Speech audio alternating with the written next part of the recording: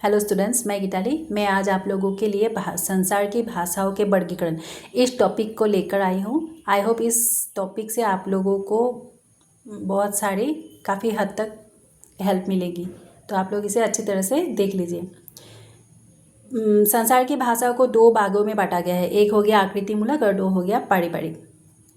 आकृतिमूलक वर्गीकरण, यह वर्गीकरण पदों और वाक्य रचना पर आधारित होता है। यहाँ भाषा की बनावट, संरचना और व्याकरणिक रूप पर यह आधारित होता है।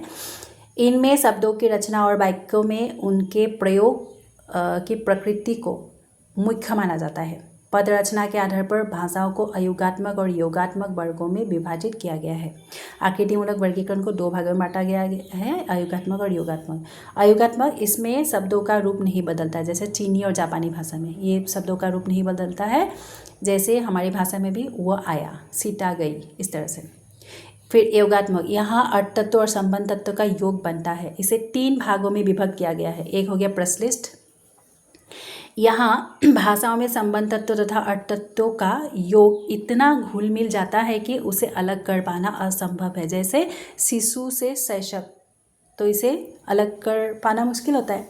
इसके दो रूप होता है। पूर्ण प्रश्लिष्ट, इसमें वाक्य में पूरे शब्द ना आकर आधे आधे आते हैं और इन आधे आधे शब्दों से ही बना लंबा शब्द ही वाक्य बन जाता है। जैसे ग्रीनलैंड अमेरिका के मूल निवासियों के भाषा इसी वर्ग में आते हैं। आंशिक प्रश्लिष्ट, इन भाषाओं में सर्वनाम तथा क्रियाओं का ऐसा सम्मिश्रण हो जाता है कि क्रिया अस्तित्वहीन होकर सर्वनाम की पूरक हो जाती है। पेरोनिस पर्वत के पश्चिमी भाग में बोली जाने वाली बास्क भाषा कुछ अंशों में आंशिक प्रश्लिष्ट योगात्मक है। भाड़ुपीय परिवार के मेरठ की बोली में उसने कहा को जैसे उन्नी का, या आधा में आ जाते हैं। फिर ख में अश्लिष्ट, इस वर्ग की भाषाओं में संबंध तत्व अर्थ तत्व के साथ युक्त होने पर भी स्पष्ट दृष्टिगोचर रहते हैं। जैसे मृदु प्लस ता, मृदुता, समझ में आ जाता है, मतलब मृदु के साथ ता जोड़े हुए हैं। इसे चार भागों में विभक्त किया गया है। पूर्व योगात्मक, इन भाषाओं में प्रत्यय के स्थान पर उपसर्ग का प्रयोग होता है। अफ्रीका के बांतु भाषा इस वर्ग में आता है। फिर मध्य योगात्मक, इसके उदाहरण भारत की तथा हिंद महासागर के द्वीपों से लेकर अफ्रीका के समीप से मेडागास्कर आदि द्वीपों तक फैली भाषाओं में मिलते हैं।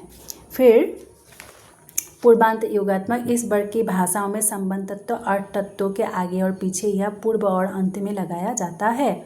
अन्य योगात्मक, इस वर्ग की भाषाओं में संबंध तत्व केवल अंत में जोड़ा जाता है। यूराल, अल्ताई तथा द्रविड़ भाषा की भाषा ऐसी है। फिर एकदम लास्ट वाला जो योगात्मक भाषा को तीन भागों में बांटा गया था ना, वो श्लिष्ट योगात्मक भाषा। तो इस वर्ग की भाषाओं में अर्थ तत्वों में संबंध तत्वों का योग होने पर उस भाषा में एक तो कुछ न कुछ विकार आ जाते हैं और कुछ संबंध तत्व अलग से दिखाई पड़ता है। अरबी संस्कृत की भाषाएं इस प्रकार की भाषाएं हैं। अभी अर्थ तत्व और संबंध तत्व आप लोगों को समझ में आ रहे हैं कि नहीं? अर्थ, जैसे राम ने रावण को बाण से मारा, राम अर्थ तत्व, राम ने जो लगा है वो संबंध तत्व, रावण अर्थ तत्व को संबंध तत्व।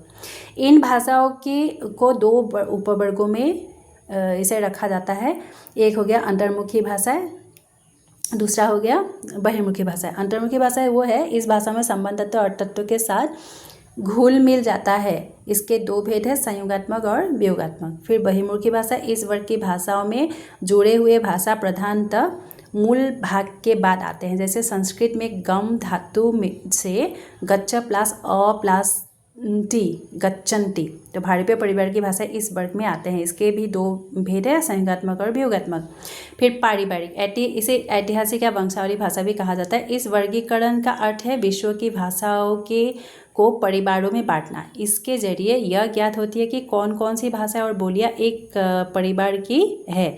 समानताओं के आधार पर विश्व की भाषा को इनके कई भाषा परिवारों में बांटा गया है। प्रमुख भाषा परिवार है इस तरह से: भाड़ुपीय परिवार, द्रविड़, चीनी तिब्बती, सामी हामी परिवार, सामी हामी परिवार। तो भाड़ुपीय परिवार ये है हिंद, अंग्रेजी, स्पेनिश, रूसी और संस्कृत इसी परिवार में आते हैं। द्रविड़ तमिल, तेलुगु, कन्नड़ और मलयालम। चीनी तिब्बती में चीनी, तिब्बती और बर्मी आते हैं। सामी हामी परिवार में अरबी और हिब्रू आते हैं। अभी आप लोग इससे स्क्रीनशॉट मार लीजिए। मतलब जो भाषा को जो अयोगात्मक और योगात्मक भाषा में विभक्त किया गया है, इसके जो ये भेद है ना, इस भेदों को अच्छी तरह से आप लोग फ़ोटो खींच लीजिए, तो अच्छी तरह से इसे समझ में आ जाएंगे।